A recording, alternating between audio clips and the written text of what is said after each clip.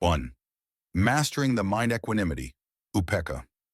One of the key virtues in Buddhism is equanimity, a mental state where the individual remains calm and composed regardless of the circumstances. This allows a person to remain unaffected by external situations, whether pleasant or unpleasant. Practicing equanimity means not getting overly excited by positive events or disturbed by negative ones. Why it's powerful. When nothing bothers you, you demonstrate mastery over your mind and emotions, which is essential for attaining inner peace and enlightenment. By not reacting to every external stimulus, you create a mind that remains stable and resilient in the face of life's inevitable ups and downs. 2. Freedom from suffering detachment, non-attachment. Central to Buddhism is the idea that attachment to desires and outcomes leads to suffering, dukkha. By acting as if nothing bothers you, you are essentially practicing non-attachment. You are not clinging to things, ideas, or emotions, which naturally reduces the suffering that arises from loss, disappointment, or frustration. Why it's powerful. This way of living brings immense freedom. When you're not attached to how things should be, you allow life to unfold naturally without resisting or forcing situations. Non-attachment fosters inner peace because your happiness is no longer dependent on external circumstances. 3. Mindfulness and present awareness. Mindful presence. When you act as if nothing bothers you, it doesn't mean you're indifferent or suppressing emotions.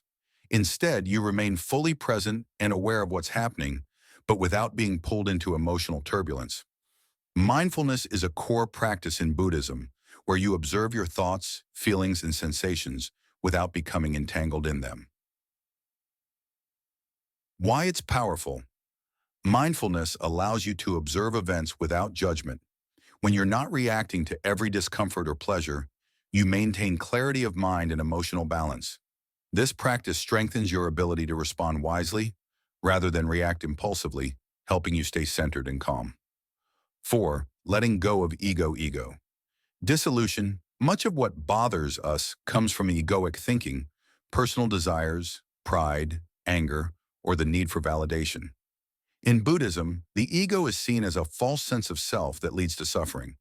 By acting as if nothing bothers you, you loosen the grip of ego, reducing self-centeredness and emotional reactivity. Why it's powerful. Letting go of the ego means you stop taking things personally. Whether people criticize or praise you, whether you gain or lose, these things no longer hold the same power over your emotional state. This leads to a more peaceful existence, one that is less driven by personal ambition and more in tune with the flow of life. 5. Acceptance of impermanence. Anicca, impermanence.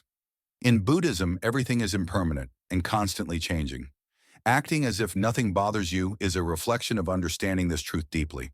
When you know that all experiences, good and bad, are temporary, you develop a natural ease in dealing with challenges and setbacks. Why it's powerful. By accepting impermanence, you reduce your suffering over losses or unmet desires.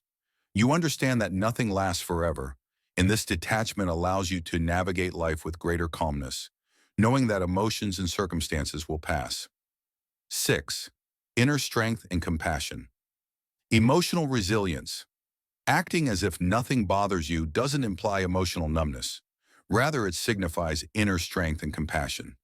In Buddhism, compassion, karuna, arises from understanding suffering, both your own and others.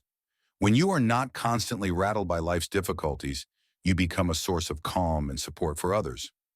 Why it's powerful. This inner calm allows you to help others more effectively. When you're not overwhelmed by your own emotional turmoil, you can respond with greater empathy and wisdom, improving your relationships and contributing to the well-being of others.